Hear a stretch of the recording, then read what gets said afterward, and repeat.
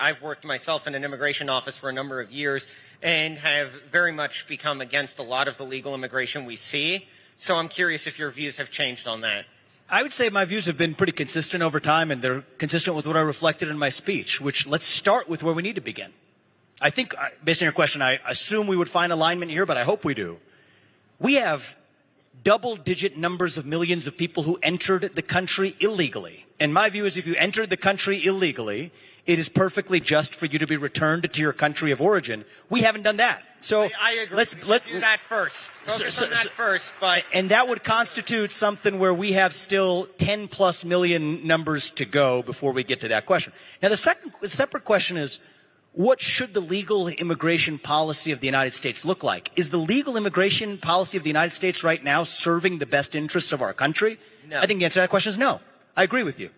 So what I favor and have long favored, and we got to have the courage to actually just stop bucking to, the last person who complained in your ear to actually speak truth, is we need a legal immigration system that accomplishes one thing. Does it serve the interests of the United States citizens who are already here?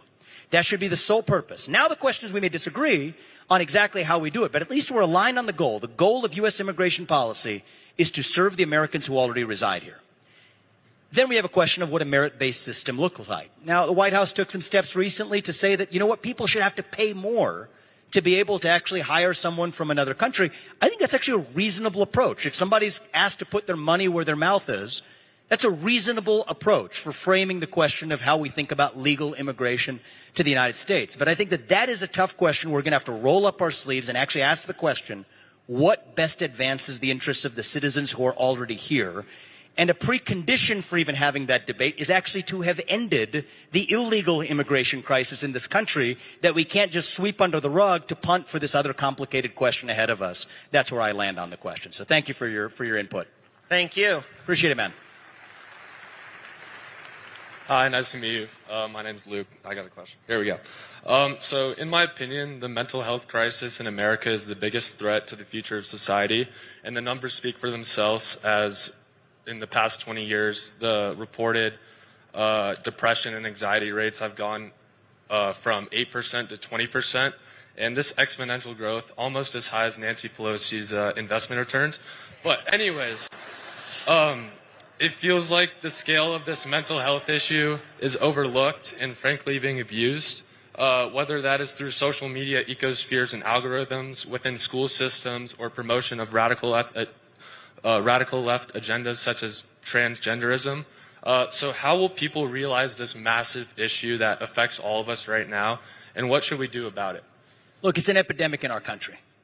Depression, anxiety, fentanyl, suicide, all spreading like wildfire. And it's not an accident that happened over the same period that we see the rise of psychological and political poisons.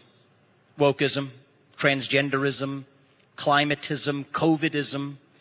These are symptoms, in my view, of a deeper void of purpose and meaning in our country, particularly amongst young people. I'm not young compared to you guys, but in my generation, millennials, we see it. In your generation, Gen Z, we see it. You have to fill that void with the real thing. So here's what I don't think is going to work. I don't think just symptomatic whack-a-mole is going to work.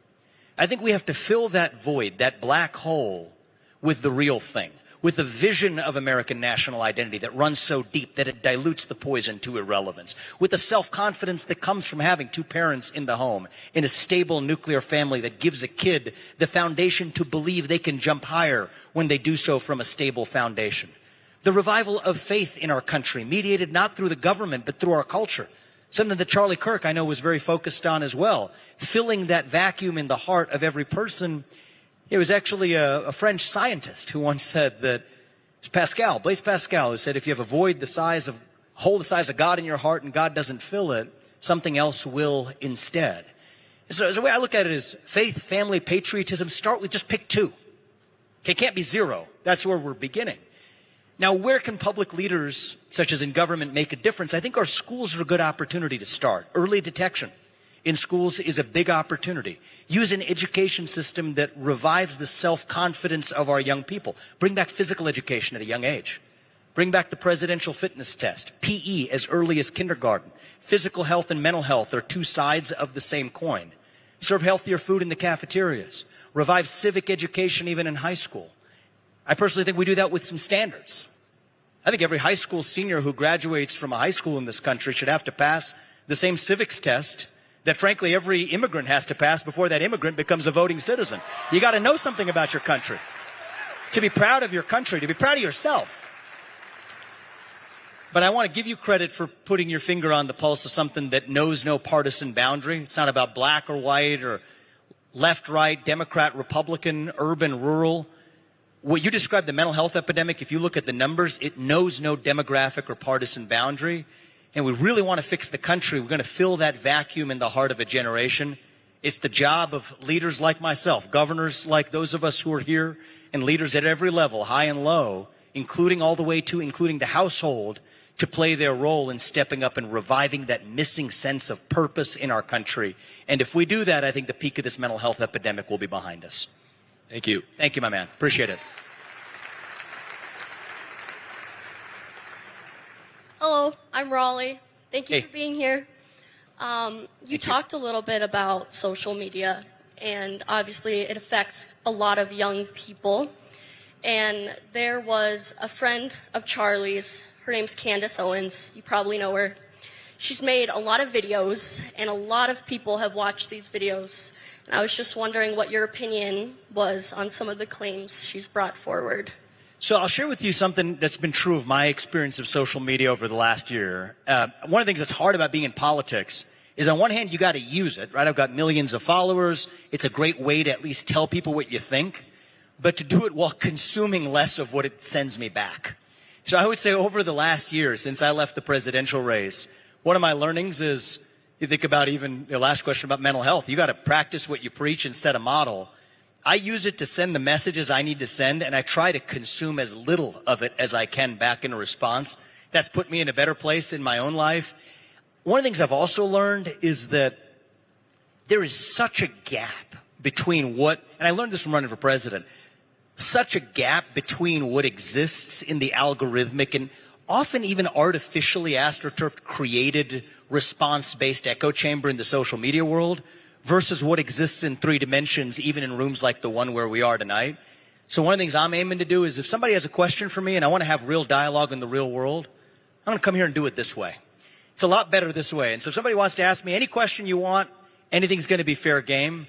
But I think that getting into the rabbit hole of the minutia of an online world that feels increasingly, I'm happy to say, in my life foreign to me, that's the way I'd actually like to keep it. So if somebody else has a question about what you said, I'll address it. But about addressing what's come up on the online echo chambers outside my scope of focus right now. Thank you. Thank you. Appreciate it.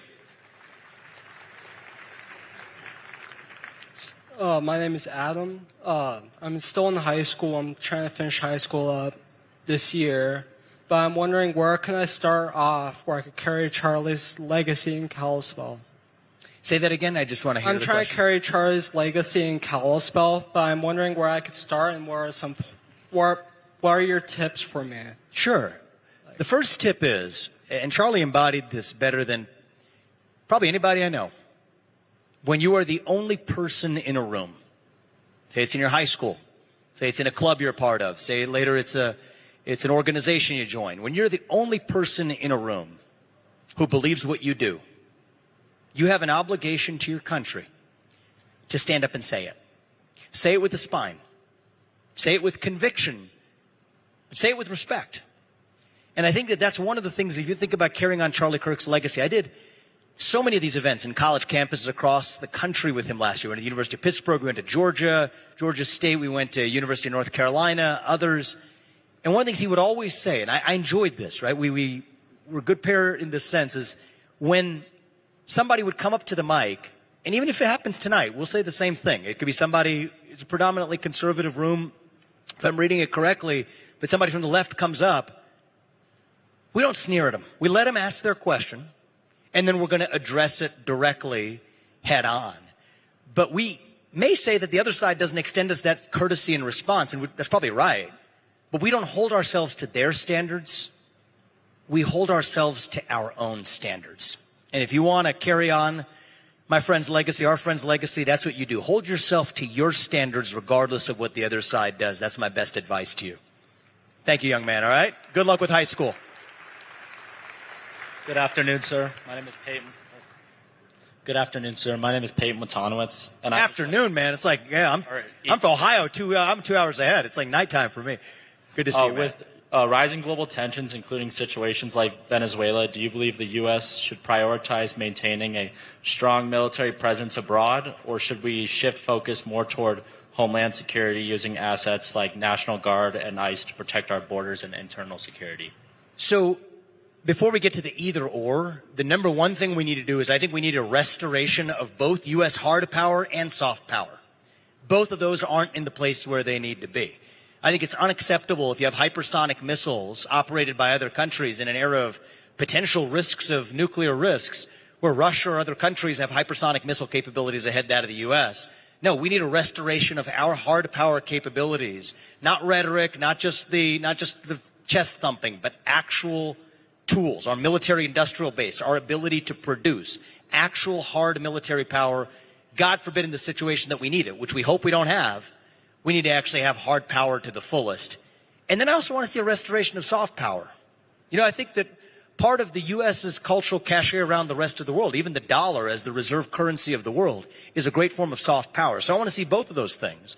And I think if we're strong in raw hard power, that actually goes with, hand in hand with, having strong borders. So to me, it's not an either or. It's a commitment to do what we actually know where we're short. And it's easy to deflect on the fact that we're behind on certain capabilities, like shipbuilding. Like we're going to hit a nadir in the number of our ships in the South Pacific precisely around the time where, you know, Taiwan might be vulnerable to Chinese incursion.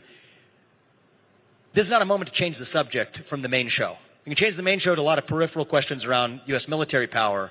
I'd say keep the main thing. Restore hard power, restore soft power, and then use it to do what actually best protects American interests rather than ancillary interests. That's the order where we go, and I think that if we do that, we're going to be well on our way to restoring our international position of military strength where we've historically been.